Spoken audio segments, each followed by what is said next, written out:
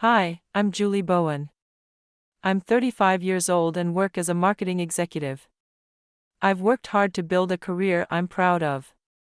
I'm also a wife, married for 7 years to Adam, who isn't just my husband but my biggest supporter. His love and encouragement have always been my strength, especially when dealing with his family. Let me tell you about the family I'm married into.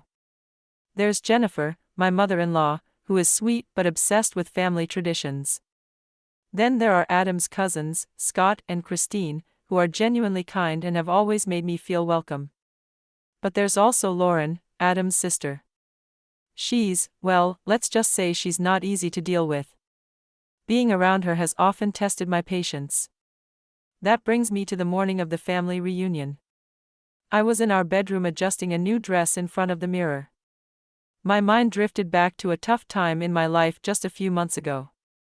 I was lying in a hospital bed, scared and worn out, as the doctor told me I needed emergency surgery for endometriosis. I had silently dealt with this condition for years. It caused severe pain and even affected my ability to have children. The surgery was a big turning point. While it improved my health, it left scars, not just on my body but also on my heart. I chose to keep it private because it was deeply personal, and I didn't want to face pity or nosy questions from Adam's family. I especially dreaded Lauren's thoughtless comments about when Adam and I were going to have kids. I couldn't bear the idea of her turning my pain into gossip. Adam's voice pulled me back to the present. "Are you almost ready?" he called from downstairs. "On my way," I replied, taking a deep breath to steady myself. When I walked down, Adam greeted me with a warm smile and wrapped me in a hug. "You look beautiful, honey. How are you feeling about today?" he asked softly. I shrugged. "As ready as I'll ever be to deal with Lauren." Adam hugged me tighter, his voice calm and steady. "Remember, I've got your back. No one needs to know about the surgery unless you're ready to share." He always knew just how to make me feel supported. The family reunion was an annual tradition held at a beautiful lake house that had been in the family for generations. It was meant to bring everyone closer, but over the years, it had started to feel more like walking into a minefield. As we drove to the lake house, Adam and I joked about past reunions to ease the tension. "Remember last year when Lauren spilled red wine all over your white dress?" Adam asked with a grin. "Oh, I remember," I said, laughing despite myself. "She said it was an accident, but I'm not so sure I believe her." Adam shook his head. "Well, if she tries anything today, let me handle it." When we arrived, the lake house looked just as familiar as ever with its weathered wooden beams and wraparound porch. The smell of grilled food and the sound of laughter filled the air. I stepped out of the car, adjusted my dress one last time, and took a deep breath. This wasn't just a family gathering for me, it was a test. A test of patience, strength, and the bond Adam and I shared. No matter what came our way, Lauren's remarks, nosy questions, or the silent struggles we carried, I knew we'd face it together. Holding on to that thought, I took Adam's hand and stepped forward, ready to tackle whatever this messy, beautiful, and sometimes challenging life had in store. As we got closer to the house, I turned to Adam with a sigh. "Do you remember how she told everyone about my job situation before I even got the chance? I didn't even get the chance to explain it myself. The downsizing was hard enough without her turning it into a public spectacle."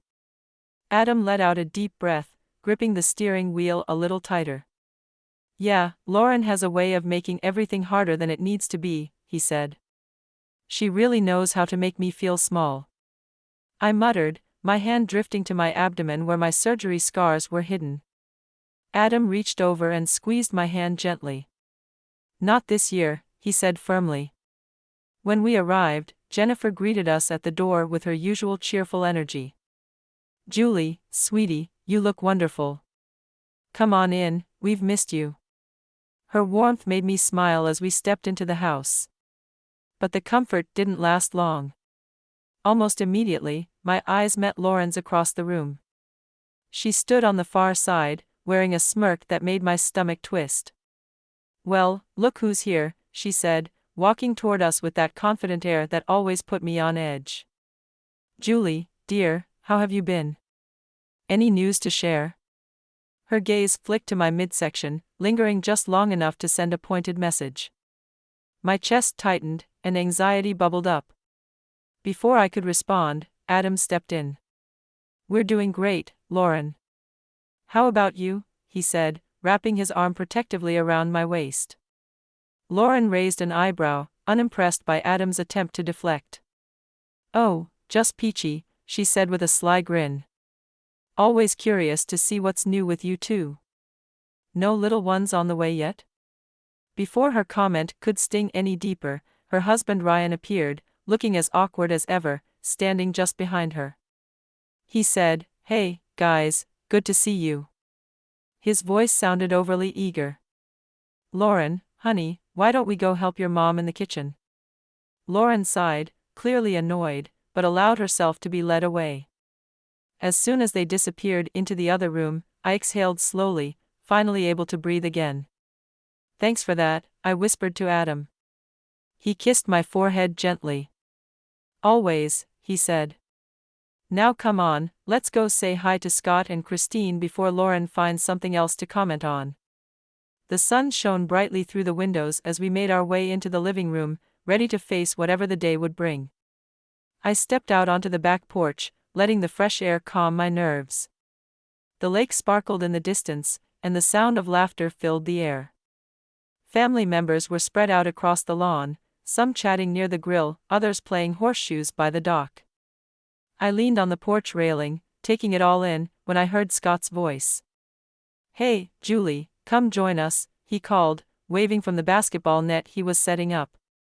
I smiled and walked over, glad for the distraction. "You guys setting up for a game?" "Yep," Scott said, grinning as he handed me a basketball. "We need one more player. You in?" For a moment, I let myself relax. This was what family reunions were supposed to feel like: fun, easy, and full of love. "Sure, just don't expect any level moves from me," I said with a laugh as I joined the game.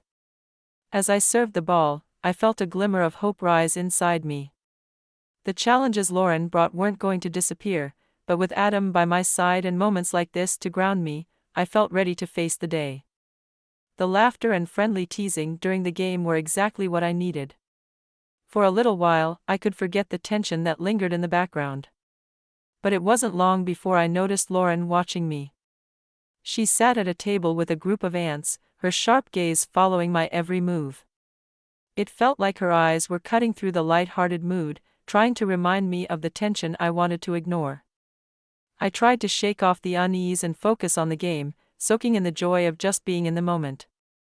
After a while, Jennifer's cheerful voice called out, "All right, everyone, time for the family photo." We all gathered near the lake, laughing and nudging each other as we found our spots. The lake's calm surface shimmered under the afternoon sun, creating a beautiful backdrop. It should have been the perfect moment to capture a happy memory, but as I stood there, I couldn't help but feel the undercurrent of tension still lingering, waiting for the next twist in the day. I ended up near the front with Adam's arm wrapped protectively around my waist. As always, his presence gave me comfort. The photographer raised his camera, giving us a moment to settle. "Okay, everyone, smile," he said. Just as the shutter was about to click, I felt a sharp tug on my dress. "Oh, Julie, your dress is all wrinkled. Let me fix that for you." Lauren's voice rang out, sickly sweet. Before I could react, she yanked hard on the fabric. A loud, unmistakable ripping sound filled the air. For a moment, everything froze. A cool rush of air hit my skin, and I looked down in horror. My dress had torn open, exposing the scars on my abdomen, scars from the surgery I had worked so hard to keep private. Gasps rippled through the group. I stood there, frozen in shock and humiliation, my mind spinning. "Oh my God," someone whispered, the words slicing through the silence. Adam was the first to move. He shrugged off his jacket and quickly draped it over me to cover my exposed skin. His voice was sharp and filled with fear as he turned to Lauren. What the hell, Lauren? Lauren let out a harsh laugh, her tone mocking. Oops, I guess I don't know my own strength. She said with fake innocence, sorry about that, Julie. Her insincere apology stung almost as much as the humiliation. My cheeks burned, and tears stung my eyes. I couldn't look at anyone. Without a word, I turned and ran. The voices calling after me blurred into the background as I bolted into the house. My legs carried me upstairs to the nearest bedroom. Once inside, I slammed the door shut and locked it, sliding down to the floor. I hugged my knees to my chest, sobbing uncontrollably. The humiliation, the pain, and all the effort I had put into keeping my struggles private came crashing down on me. Minutes passed before there was a soft knock on the door. It's me, Adam, came his gentle voice. Can I come in? I hesitated, wiping at my tear-streaked face, then slowly unlocked the door. Adam slipped inside and immediately pulled me into his arms, holding me close as I broke down again. I'm so sorry, babe, he whispered, his voice thick with emotion. You didn't deserve that. None of it. I clung to Adam, my face buried in his chest. Why does she hate me so much? I choked out. Why would she do this? Adam held me tighter, his voice steady and full of care. I don't know, but this isn't your fault. She's the one being cruel, Julie, not you. You're the strongest person I know, and I won't let her hurt you like this again. For a while, we just sat there in silence, his arms around me like a shield against the world. Slowly, my tears began to stop, and I found comfort in his presence. I don't want to go back out there, I admitted softly. You don't have to, Adam said. We can leave right now if you want, or we can stay, and I'll take care of everything. Whatever you need, I'm here. His words steadied me, giving me a strength I didn't realize I still had. Taking a deep breath, I sat up and looked at him. Let's stay, I said, surprising even myself. I'm not going to let her ruin this for me, for us. Adam smiled, pride lighting up his face. That's my girl. With his hand in mine, I felt a flicker of determination. Lauren may have tried to break me, but she didn't realize I wasn't standing alone. Together, Adam and I could face anything, even her. I can't believe she did that, I whispered, my voice shaky as I pressed my face against Adam's chest. Everyone saw, Adam. They all know now. His arms tightened around me, and he gently stroked my hair.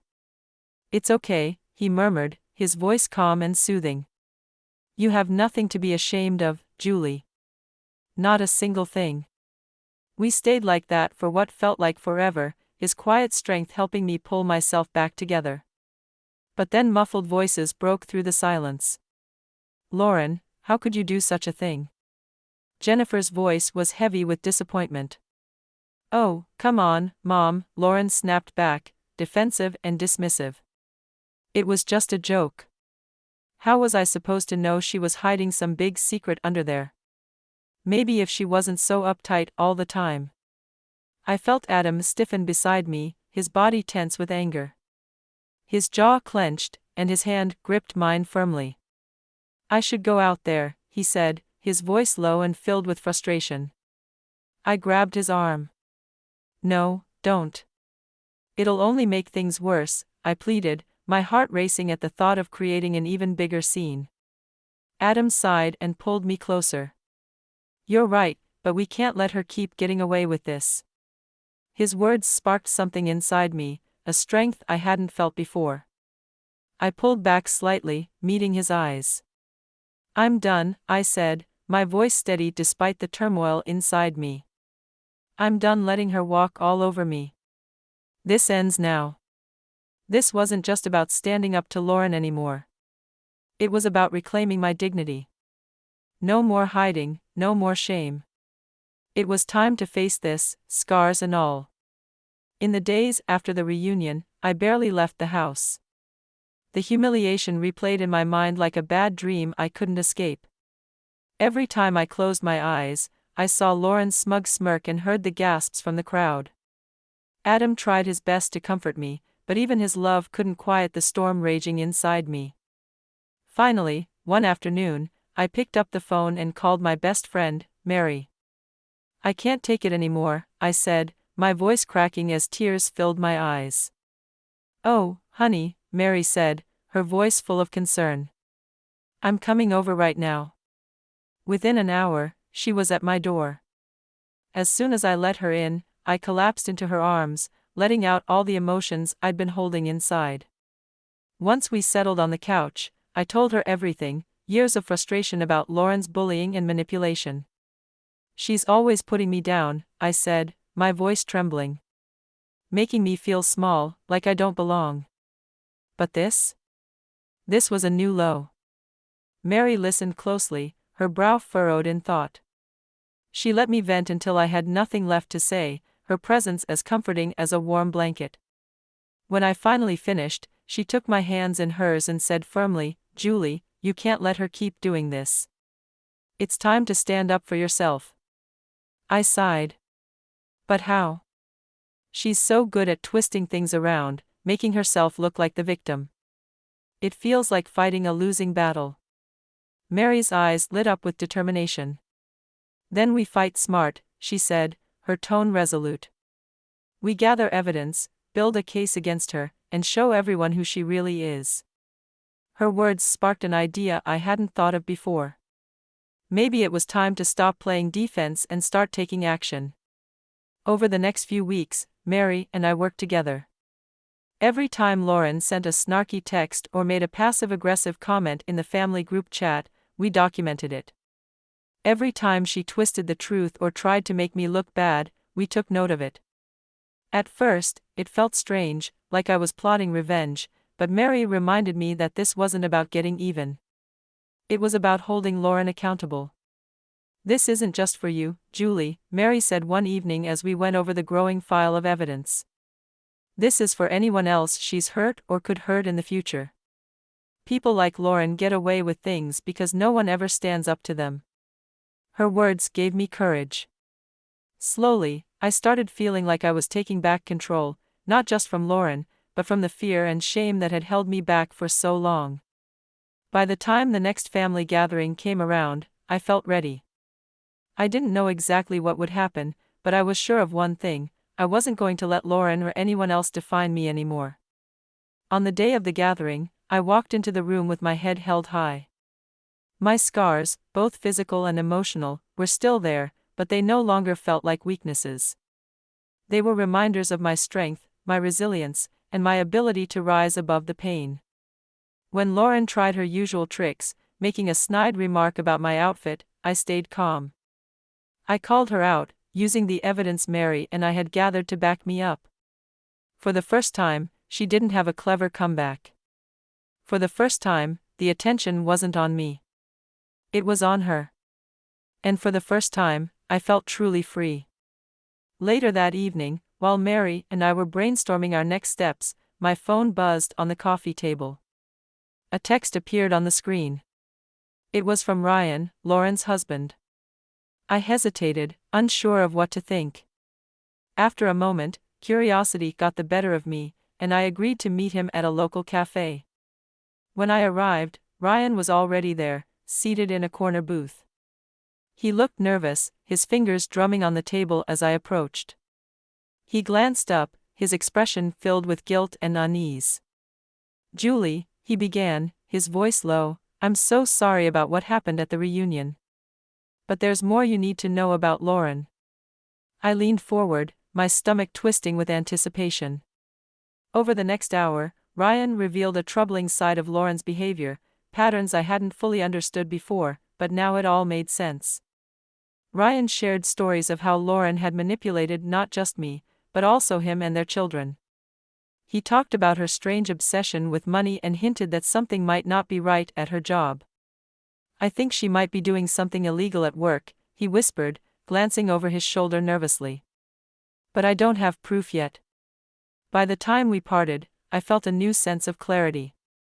Lauren's cruelty wasn't just a personal vendetta against me. It was a pattern of toxic behavior that affected everyone around her. Armed with this new information, I decided to dig deeper. If Ryan's suspicions were true, this wasn't just about my feelings. It was about protecting everyone Lauren had hurt. I started by reaching out to Lauren's former co-workers, carefully piecing together her work history.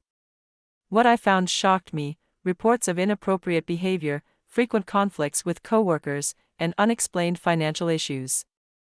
Next, I looked through her social media accounts, noticing subtle signs of emotional manipulation in posts about her children.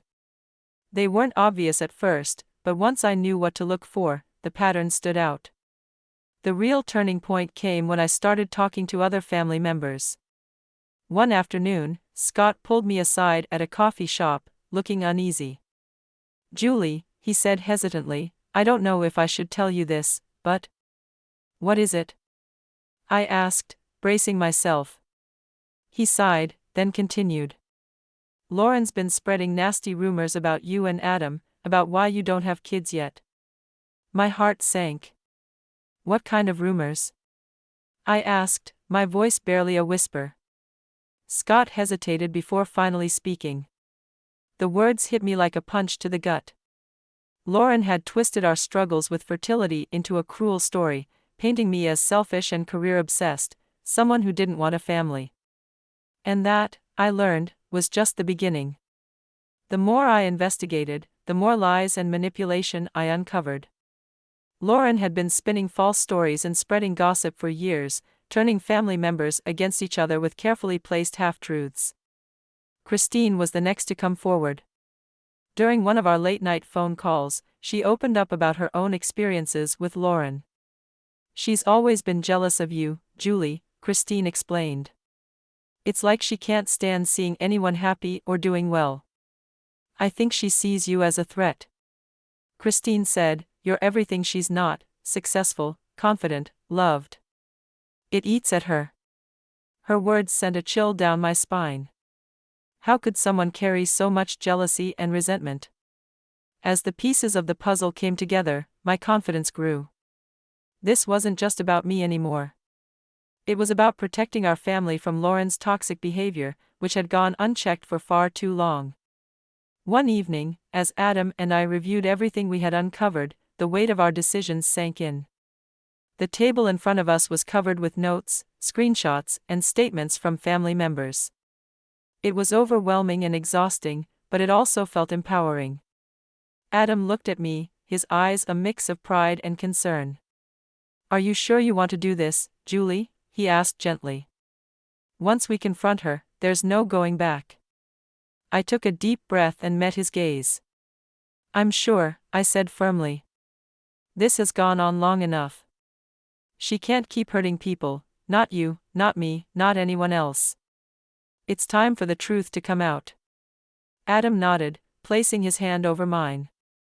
"I'm with you every step of the way," he said. With his support, I felt ready to face whatever was coming. Lauren had thrived in the shadows for too long, but the truth was finally about to come to light. I took another deep breath, thinking of all the lies, manipulation, and pain she had caused. Those weren't secrets anymore, they were truths I was ready to confront. As we finalized our plan, a mix of nervousness and determination filled me. The upcoming family gathering wasn't just another event, it was the moment we'd been preparing for, the showdown. Lauren had no idea what was coming, but I was ready. Armed with the truth and surrounded by the people who mattered most, I walked into Jennifer's house for the gathering, feeling a surge of confidence I hadn't felt in years. Adam gave my hand a reassuring squeeze as we stepped into the living room, where the family was already gathered. Lauren's sharp eyes landed on me the moment we entered. A smirk tugged at her lips. "Well, if it isn't the star of our last gathering," she sneered. "Ready for another show, Julie?" Her words stung, but I refused to let them throw me off balance. This time, I was ready. I took a deep breath, steadying myself. "Actually, Lauren," I said, my voice calm but firm, "I think it's time for your show to end." The room went silent, and every eye turned to us. The tension was so thick it felt like you could cut it with a knife. Slowly and carefully, I began to speak. I revealed everything I had uncovered: her workplace fraud, the financial irregularities Ryan had hinted at, and the lies she had spread to turn family members against each other. "You've been manipulating all of us," I said, keeping my voice steady, "spreading lies, creating division for your own amusement, your own gain." The weight of my words hung in the air as the family stared in stunned silence. I could see the disbelief on their faces and the slow realization of how deeply Lauren had tangled everyone in her web of deceit. Jennifer gasped, her hand flying to her mouth as tears filled her eyes. "Oh my God," she whispered, her voice trembling. "How did I not see this?" Ryan stood up next, his face pale and determined. "I can't do this anymore, Lauren," he said, his voice breaking. "I've tried to shield our kids from this chaos, but it's too much. I'm leaving you, and I'm going to seek full custody." Lauren's carefully crafted facade crumbled before our eyes. The sharp, confident tone she always used was gone. She stammered, struggling to defend herself, but the evidence was undeniable. The family support she had relied on was gone. After the confrontation, Jennifer approached me, her hands trembling as she took mine. "Julie," she said softly, her voice thick with emotion. "I'm so sorry. I should have seen this sooner. Thank you for being brave enough to speak up." In the days that followed, the consequences of Lauren's actions grew. Her company launched an internal investigation after Ryan and I shared the evidence, and it wasn't long before she lost her job. Rumors of legal trouble began to circulate, but I stayed out of that. My goal had never been revenge, it was about moving forward. The family rallied around me, finally seeing Lauren for who she really was. Scott and Christine opened up, sharing their own experiences of her manipulation. It was as if a heavy weight had been lifted from all of us. For the first time in years, the family felt united, and for the first time in my life, I felt free. Months later, I stood in my office, looking out at the city skyline. The bustling energy of downtown life mirrored my own world, thriving, busy, and full of possibility. My career was flourishing, but more importantly, so was I. I was thriving. Adam and I had started having serious conversations about adoption. The idea of growing our family no longer filled me with fear or worry. Lauren's judgment, which used to overshadow every choice I made, no longer had any control over me. I thought about Lauren now, jobless, divorced, and distanced from most of the family. While I didn't feel happy about her struggles, I couldn't deny the relief I felt knowing she couldn't hurt us anymore. She had built her life on lies and manipulation, and now she was dealing with the consequences of her actions.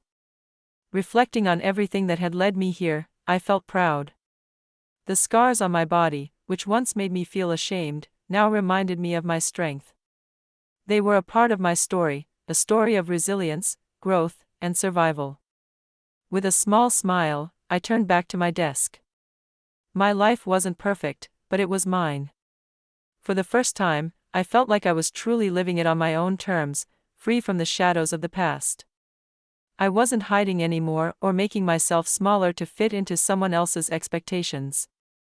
I was standing tall, scars and all, finally free to be myself. Have you ever had to deal with a toxic family member? How did it affect your relationships? Share your story in the comments below. If you enjoyed this story about standing up to manipulation, don't forget to like and subscribe for more inspiring content.